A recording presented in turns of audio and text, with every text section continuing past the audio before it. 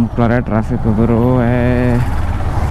Daily ಎಷ್ಟೋ ವೆಹಿಕಲ್ಸ್ಗಳು ಹೊಸದಾಗಿ register ಆಗ್ತಾನೆ ಇದ್ದಾವೆ, ಎಲ್ಲ ಗಾಡಿಗಳು ತಗೋತಾನೆ ಇದ್ದಾರೆ, ಏನು ಮಾಡೋದಕ್ಕೆ ಆಗಲ್ಲ ಅಷ್ಟೇ.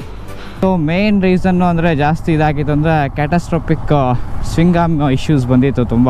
ಏನು ಮಾಡಿಬಿಟ್ಟಿದ್ದಾರೆ ನಮ್ಮ ರಾಯಲ್ ಎನ್ಫೀಲ್ಡ್ ಅವರು ಇಂಡಿಯನ್ಸಲ್ಲಿ ಯಾರಿಗೂ ಅಷ್ಟೆಲ್ಲ ಆಫ್ ರೋಡ್ ಮಾಡ್ತಾರೆ ಅಂತ ಅಂದ್ಕೊಂಡು ಈ ಬೈಕ್ನ ನಾರ್ಮಲ್ ಆಗಿ ಬಿಟ್ಟಿದ್ದಾರೆ ಅನಿಸುತ್ತೆ.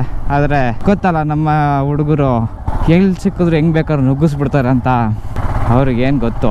ಕಿಲಾಡಿ ಹುಡುಗರು ಬಿಡುವುದುಂಟಾ, ಜಮಾಯಿಸಿ ಬಿಡ್ತಾರೆ. ಲಡಾಖಲ್ಲಿ ಒಬ್ರದ್ದು ಇಲ್ಲಿ ಮುಂದಗಡೆ ಇರೋ ಈ ಚಾಸಿ ಇದೆ ಅಲ್ಲ, ಈ ಚಾಸಿ ಇದನ್ನೇ ಕಟ್ಟಾಗೋಗಿತ್ತು, ಈ ಪಾರ್ಟೆ ಮುಂದೆ ಬಂದ್ಬಿಟ್ಟಿತ್ತು. ಸೊ ಇದೆಲ್ಲ ಮೇಜರ್ ಇಶ್ಯೂಸ್ ಆಗಿತ್ತು ಅವಾಗ.